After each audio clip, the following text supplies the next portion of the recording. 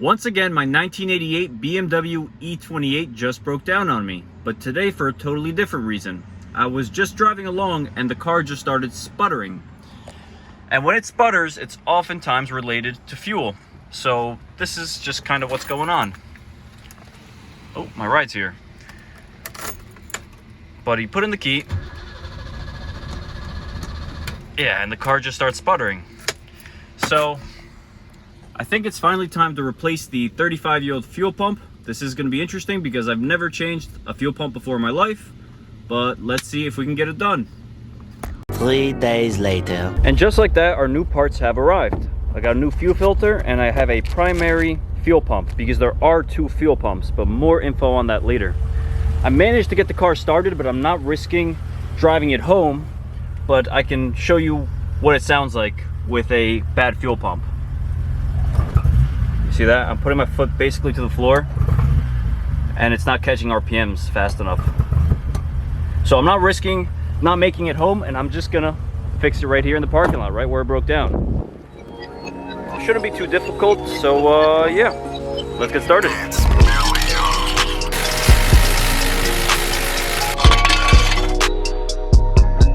The first thing I did was disconnect the fuel filter, and way more gas came out than I was expecting. Do yourself a favor and just go buy those line clamps. Next, I'm clamping off the main fuel lines before unbolting the bracket's 3 10mm bolts. Then I was able to disconnect the 2 wire terminals that power the fuel pump.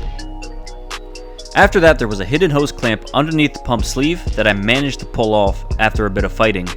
It would have been way easier to pull off the sleeve first and then unhook the hose clamp. And just like that, we got the main fuel pump out of the car. Just like I said before, there are 2 fuel pumps in this car. This is the high pressure, and the one in the tank that you're thinking about is the low pressure.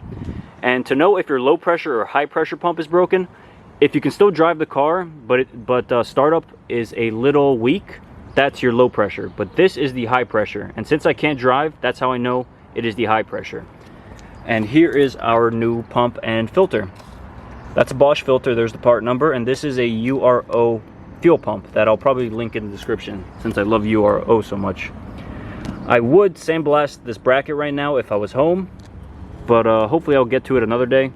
I did follow everything to the book, and it was still just such a difficult job, just due to the sheer amount of rust and clearance and fuel flying everywhere. But yeah, I'm going to switch our parts over to the bracket and we can get back to work.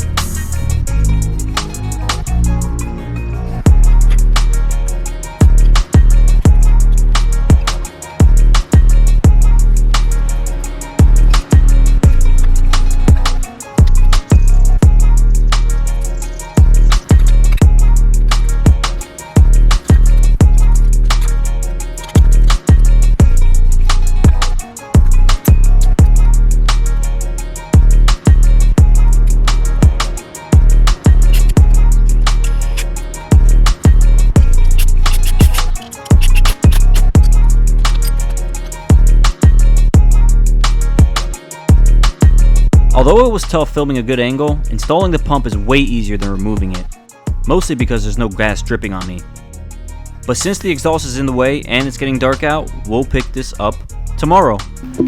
Alright, so it was getting dark last night, so I let the car sit overnight, and now all we have to do is just start the car and see if it starts.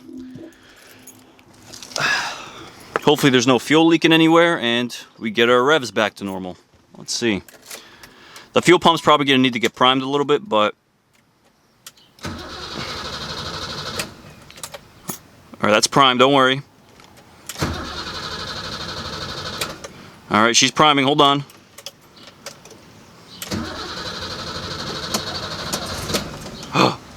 Alright, we're getting there.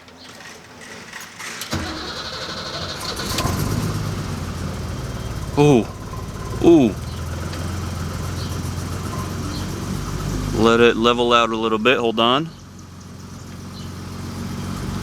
Oh wow, my RPMs are sitting a little higher. But I got all those dash lights on for some reason. Oh, kind of does that with the parking brake sometimes. Are we good? Let's see. Let's give it a couple revs. Ooh. It's way more responsive. Holy crap.